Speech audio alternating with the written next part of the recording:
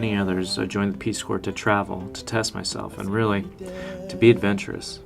And a mixture of American hubris and idealism, I also signed up both to teach and to learn. I realized very quickly, however, that my idea of learning involved more of an ethnographic approach to culture than actually observing what it meant to be a Ghanaian. It really meant textbook observation.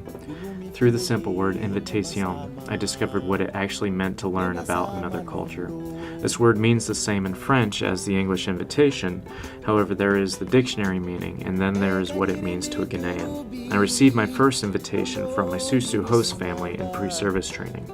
They asked me to join them one evening after I returned from class for a simple meal of rice and sauce. I said yes, but with some temerity, seeing only one bowl and no utensils. I watched them, they watched me, each waiting for the other to make a move. I needed an example, and they perhaps wanted entertainment. My host dad eventually reached for the first handful of rice and sauce, cupping and squishing it with his fingers into a neat little packet that he slid deftly into his mouth. The rest of the family tucked in, and I did my best to follow suit, communicating strictly in nonverbals since I had no language skills at the time, and we all had mouths full of rice. We were all laughing at the end, and I walked away with a face stained red from palm oil, and more importantly feeling quite a bit closer to this family of strangers. In Guinea, one will extend invitation to anyone who happens to be around at mealtime. This could be a complete stranger, a good friend, any number of family members, someone unliked, or even that person who conveniently only shows up at mealtime. It doesn't matter. On the surface, this certainly means come eat with us, but it is also an implied be a part of our family, be a part of our community, however briefly. We'll talk between bites, we'll share stories, gossip, news, and laughter. This, in and of itself, was a new concept for me. The idea of sharing something as intimate and as personal as someone's food, someone's portion, off of their plate and ostensibly out of their mouths was almost baffling and in the very least disconcerting, even if it was for the sake of togetherness. The second, maybe more poignant part of this particular lesson in culture was that it doesn't matter what you have. You still offer it up without pride or shame and without hesitation or resentment. I walked out to many villages deep in the bush where people's economic poverty became more and more evident further away from town I hiked.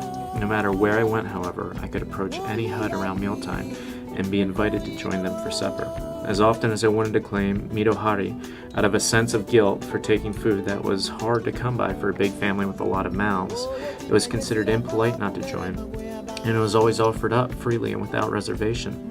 And so I would join them, forsaking my own cultural reservations, crouching around the family bowl, eating rice and sauce with my hands, and talking to them as well as I could in my limited pular, and sharing in this basic and timeless tradition of hospitality.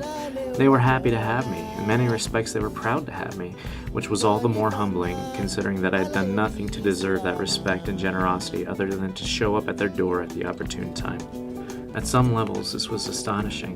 This simple gesture done without pretense, without reservation, without regard to personal cost. Yes, it was a cultural norm, essentially a mandate, but it was so ingrained and so natural, never resented that it never felt forced.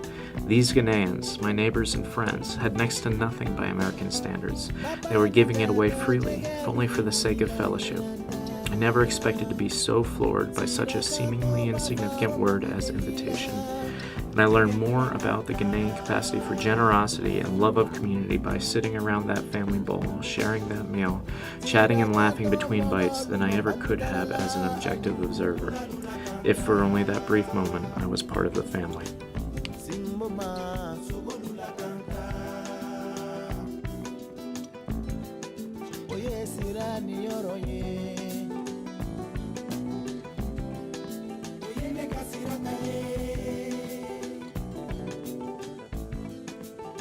Follow the